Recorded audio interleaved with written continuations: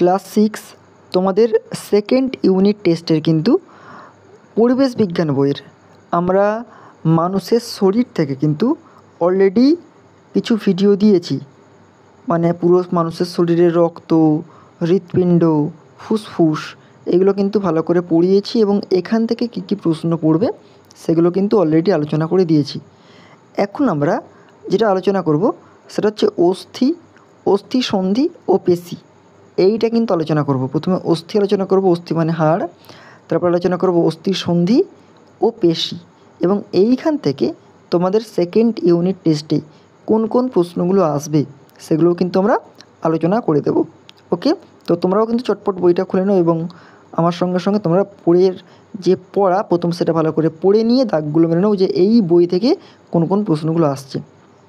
ওকে, তো প্রথমে চলে আসি আমরা অস্থি মানে হচ্ছে হাড়। অস্থি মানে কী বললাম? অস্থি মানে বললাম হাড়। অস্থি মানে হাড়।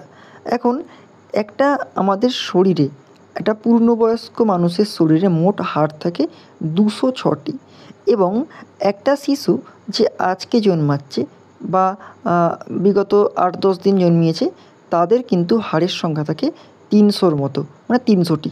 ওকে, তাহলে আমরা হাড় সম্পর্কে মোটামুটি একটা মানবদেহে কত হাড় থাকতে পারে, একটা বেবির কত হাড় থাকে আমরা কিন্তু জেনে নিলাম।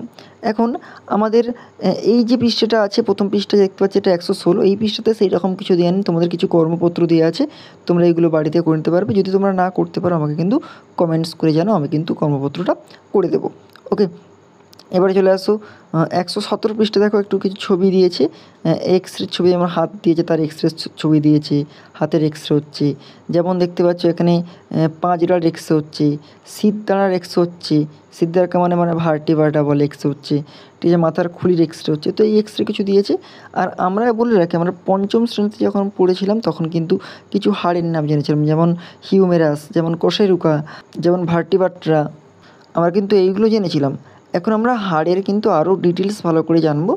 ওকে, তো এরপরে চলে আসছে যখন এখানে কি ছবি দিয়েছে দেখো পেজ নাম্বার 118, ওপরের হাতের হাড়ের ছবি দিয়েছে, হাতের আঙুলগুলো কেমন ছবি দিয়েছে, কবজি কেমন ছবি দিয়েছে, এগুলো কিন্তু হাতের তালুর ছবিটা কেমন দিয়েছে, ঠিক আছে, এগুলো কিন্তু এখানে দিয়েছে। এরপরে চলে আসো 119 পৃষ্ঠায় চলে আসো, যেটা খুব ইম্পর্টেন্ট। এখানটায় দেখো কিছু লেখা আছে, যেমন দেখো কোন হাড়গুলো দেহের ঠিক মাঝখানে কেন্দ্রীয় অক্ষ বরাবর আছে, ঠিক আছে। এই কিছু কর্মপত্র দিয়েছে, স্টার্টাম বা রিবস কি, এরা হচ্ছে অক্ষীয় কঙ্কাল। এগুলো কি? এগুলো হচ্ছে অক্ষীয় কঙ্কাল, এগুলো অক্ষীয় কঙ্কাল। এবার মেন যেটা চলে আসো, হাড়ের সমস্যা। এটা কিন্তু ভীষণ ইম্পর্টেন্ট, এটা কিন্তু অবশ্যই মুখস্থ করতে হবে। স্টার দিয়ে রাখছি আমি এখানে, এটা কিন্তু অবশ্যই মুখস্থ তোমাদের করতে হবে। 1 নম্বর কী দিয়েছে দেখো, সুমন মাথায় হেলমেট না পরে ব্যাট করছিল, বোলার রবার্টের দ্রুতগতির বাউন্সার দেয়া বল এসে আঘাত করলো সুমনের মাথার খুলিতে, সুমন মাটিতে লুটিয়ে পড়লো, ঠিক আছে।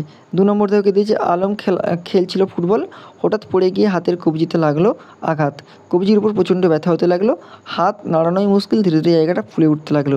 বিকাশ কাকু খেলা দেখছিল, এসে বললেন তাড়াতাড়ি পিন্টুর দোকান থেকে বরফ নিয়ে আয়। 3 নম্বর থেকে দিয়েছে তনুজের মা সেদিন সিঁড়ি দিয়ে ওঠার সময় হঠাৎ করে পা পিছলে পড়ে গেলেন, প্রচণ্ড চোট পেলেন মেরুদণ্ডে, তারপরে আস্তে আস্তে ওনার পাগুলো অবশ হয়ে গেল, এখন পায়ে নাড়াচাড়া সম্পূর্ণ বন্ধ, হুইল চেয়ারে বসে চলাফেরা করতে হয়। 4 নম্বর দেখো, রোশনের দিদিমার বয়স 70, সেদিন বাথরুমে পা পিছলে পড়ে গেলেন, আর উঠতে পারলেন না, ডান দিকের পায়ের হাঁটুর নিচের হাড়গুলো ভেঙে গুঁড়ো গুঁড়ো হয়ে গেল, সঙ্গে কোমরের অসহ্য ব্যথা, পাড়ার লোকরা ধরাধরি করে হাসপাতালে নিয়ে গেল, ঠিক আছে। এবার এইখানে দেখো হাড়ের যে সমস্যাগুলো, দেখো মাথার খুলিতে এসে লাগলো, মাথার খুলিটা লাগলো, মাথার খুলির মধ্যে কিন্তু হাড় থাকে, ঠিক আছে, জায়গাটা ফুলে গেলো, প্রচণ্ড ব্যথা হচ্ছে, এগুলো কিন্তু হাড়। এবার দেখো ওপরের এই আলোচনা ঘটনাগুলো হলো হাড়ের নানা ধরনের চোট ও আঘাতজনিত সমস্যা। তাহলে ওপরে যেগুলো আমরা পড়লাম সেগুলো কিন্তু হাড়ের নানা ধরনের চোট ও আঘাতজনিত সমস্যা। এবার চলে আসো অস্থিসন্ধির এই যে পেজটা আছে কিন্তু ভীষণ ইম্পর্টেন্ট পেজ, 120 পেজটা। এইখান থেকে এই পেজটাই কিন্তু হাড়ের সমস্যাটাই কিন্তু ভালো করে এটা পড়ে যাবে, মানে ভালো করে মুখস্থ করে যাবে। এবার 120 পৃষ্ঠা দেখো কোনগুলো পড়বে। 120 পৃষ্ঠা দেখো, প্রথমেই আমরা বলেছিলাম যে জন্মের সময় একজন শিশুর প্রায় 300টি হাড় বা অস্থির সংখ্যা থাকলেও বয়স বাড়ার সঙ্গে সঙ্গে অনেক সময় এগুলো জুড়ে গিয়ে আবার পূর্ণবয়স্ক মানুষের শরীরে 206টি হয়। তাহলে পূর্ণবয়স্ক মানুষের শরীরে 206টি হাড় থাকে, আর একজন জন্মের সময় শিশুর 300টি হাড় থাকে। ওকে, এটা কিন্তু পড়ে রাখতে হবে, শর্ট প্রশ্ন আসতে পারে। এবার চলে আসো এই এখানটাতে, এই অস্থিগুলো একে অন্যের সঙ্গে সঙ্গে অস্থির সন্ধিতে লিগামেন্ট নামে সুতো দিয়ে বা দড়ির মতো জিনিস দিয়ে বাঁধা থাকে।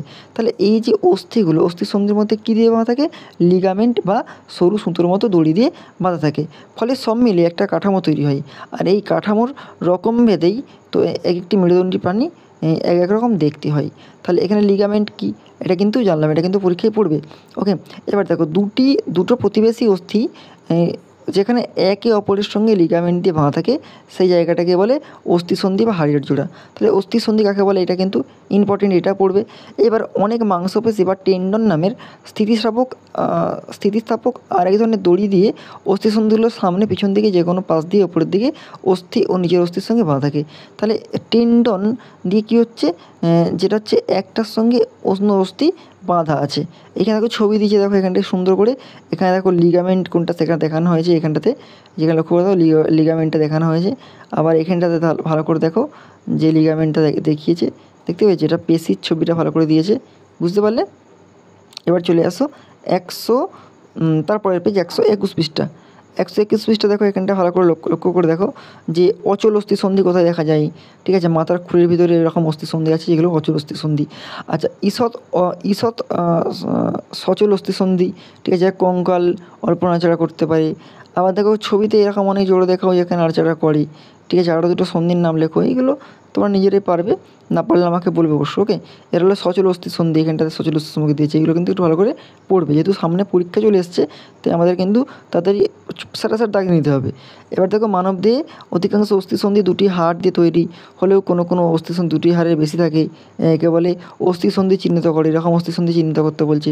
ওকে, এখানে চিহ্নিত করতে বলছে, চিহ্নিত করতে হবে যেমন সিরদাঁড়া, যেমন হাঁটুতে, যেমন কবজিতে, এগুলো কিন্তু রয়েছে। ওকে, এরপর নেক্সট চলে আসো। এখানে একটা কঙ্কালের চিত্র দিয়েছে, দিয়ে এখানে কোনটা কী সেটা দেখিয়েছে এইখানটাতে খুব ইম্পর্টেন্ট। দেখো এইখানটাতে যেমন অনেকগুলো অস্থিসন্ধির উদাহরণ দিয়েছে, যেমন বল ও সকেট সন্ধি।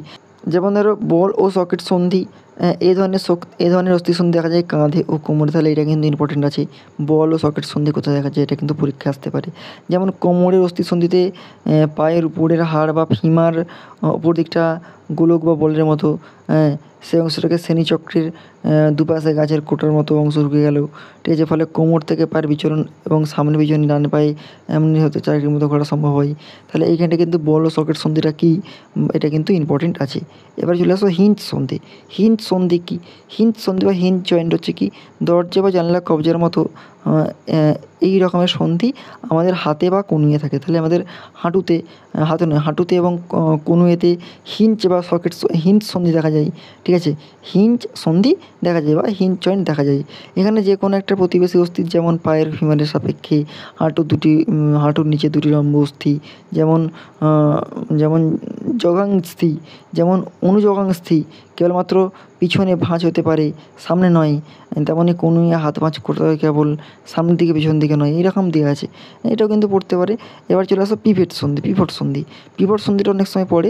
এই ধরনের অস্থিসন্ধি মেনলি প্রতিবেশী অস্থিকে অক্ষ করে অপর একটি অস্থি ঘুরতে থাকে। যেমন আমাদের মেরুদণ্ডের গলার অংশের 2 নম্বর কোষেরুকা, এই যে দেখতে পাচ্ছ ছবিতে।